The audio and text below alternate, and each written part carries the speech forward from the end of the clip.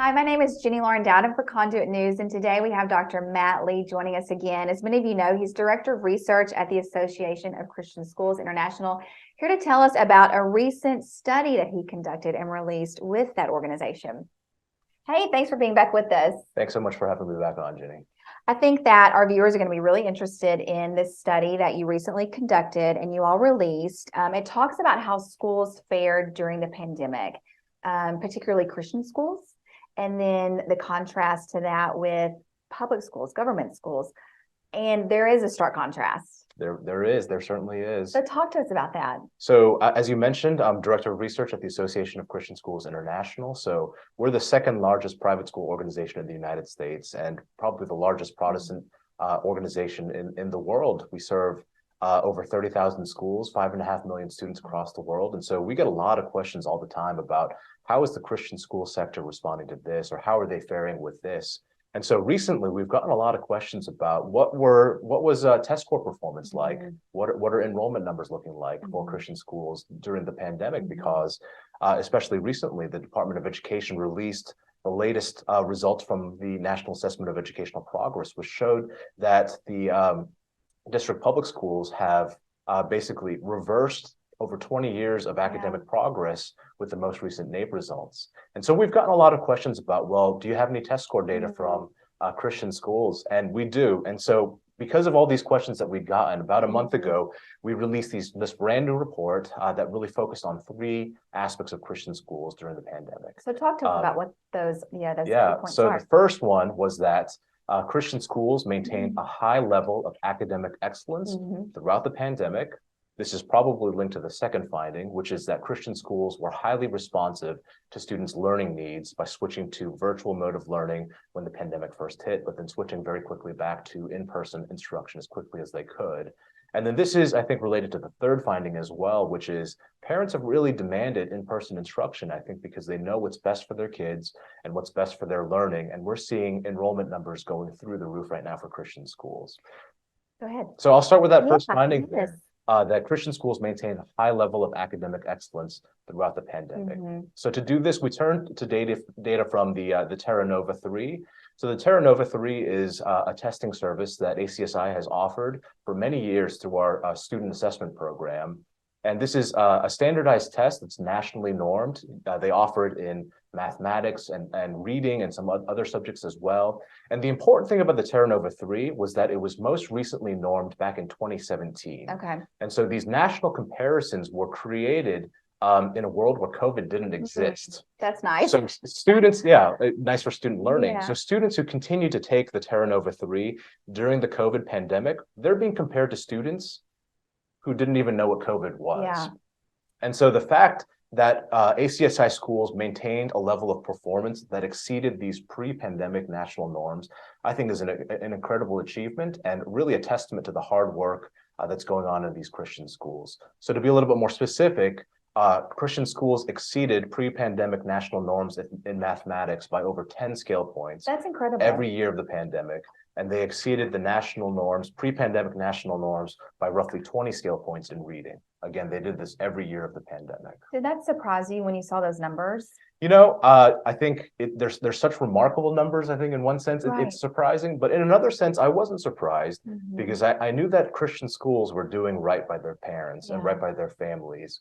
And I think this is really related to the second finding here, which is Christian schools adapted really quickly to meet students' learning needs. They did whatever they could to serve their families really well. And so when the pandemic first hit, when there was really little that we knew about the coronavirus and what it would mean for our country and things like that, they switched really quickly to a virtual mode of learning. We found that roughly 4 out of 5 of our school leaders reported that when the pandemic first hit, they switched to a primarily virtual mode of instruction. That's back in March 2020, and they continued that way for the rest of that school year. But then as restrictions started lifting a little bit and parents started demanding in-person instruction a little bit more, by fall 2020, we see that 80% switched back, and now by fall 2020, 4 out of 5 school leaders reported that they were primarily in an in-person mode of learning.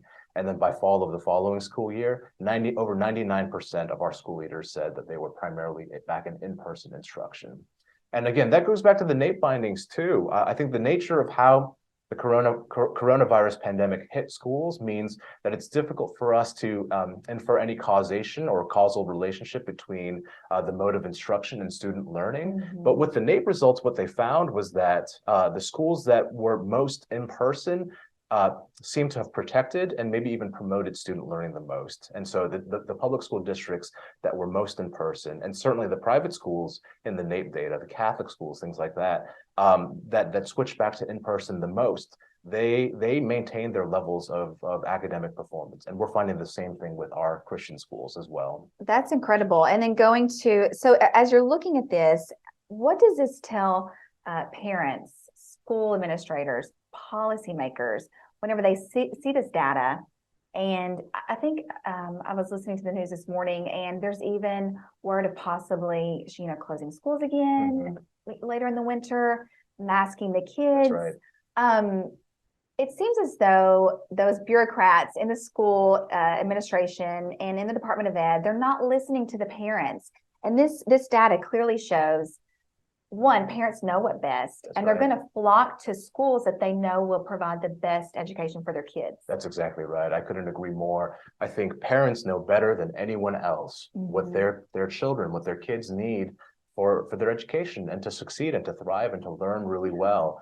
And parents certainly know better than bureaucrats do. The bureaucrats that shut down all of the schools when the pandemic first hit and continue to shut down the schools, and like you mentioned, are talking about shutting down the schools once more. Parents understood rightly that their kids wouldn't thrive well in such an environment, and they moved their kids out of those environments, and they sought Christian schools like ours, private schools, sometimes even charter schools or virtual schools, but they were looking for other options where they knew that their kids would be served really well.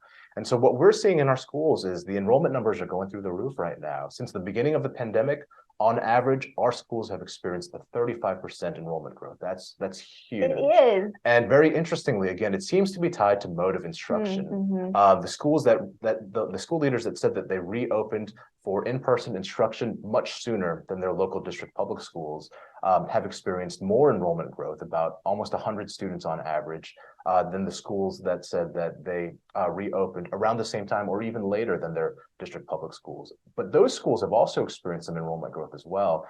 They're up by about 60 students on average. And so it isn't exclusively about in-person instruction, although that seems to be a driver here. School leaders are telling us that some of the other reasons that they're seeing concerns over the social issues that are they're being portrayed in public schools, and also the desire for faith-based education. And so for a lot of these families, they might have gotten their foot in the door because they wanted that in-person instruction at first. But once they saw what these Christian schools were all about, they said, this is where I want my kids to be. And so our school leaders are reporting that even though this is a new influx of families that are coming into their schools, they're re-enrolling at higher rates than ever before. They said that their re-enrollment rates are at historic highs right now. And so these families have come in and they're staying because they know what their kids want. They know what's best for their kids, and they're finding it at these Christian schools. Well, and I can attest to that. On a personal note, we pulled our oldest out of the public school system here, placed her in a classical education Christian setting, and they were in their first year, Anthem Classical Academy, and phenomenal. I was not that familiar with classical education, I'll admit. I still have a lot to learn, I think, about it because it's so rich and there's so much depth to it. But it was so exciting to see that after that very first year, they doubled enrollment and in that second year. And I think that really speaks to what parents now, they will do whatever they need to do to provide the best education for their kids. That's right. Yeah. A Harvard article from Education Next at the beginning of the pandemic said that they estimated about 2 million students have now left the district public school systems, and they've gone to homeschooling, they've gone to charter schools, they've gone to private schools and Christian schools like ours, and like the ones that you said you've moved your daughter into. And so we're seeing that parents are really looking for a faith-based, morally rich education for their kids. There was actually a recent report from the American Enterprise Institute by Nat Malkus and Cody Christensen that came out as well. And they're seeing some of the same things on the district public school side, where it seems to be mode of instruction that's driving a lot of these changes. They found that the public school districts that remained the most remote have declined the most in enrollment, certainly more so than the public school districts that were the most in person. And so where are these kids going? A lot of them are coming to Christian schools like ours. Yeah, and you touched on this earlier, but these Christian schools flourished and there was steady enrollment throughout the entire pandemic. That's right. Just really exciting to see. Okay, so if you're a policymaker, you're heading into the session, particularly here in Arkansas in January, what is your takeaway from this? I'm talking to school leaders right now about what their experience in COVID was like, what motivated them to keep going when it was really so difficult for them to continue going with the different changes from the CDC and local health guidance, from the local public schools as well, to say in person, not in person. There has to be a limit on the number of kids in a classroom. There's masking, no masking, temperature checks, all of these things. And through all of that, they persisted and they offered a really high quality educational product for their families. And what I'm hearing them say, this was both a work of necessity and it was a work of mercy.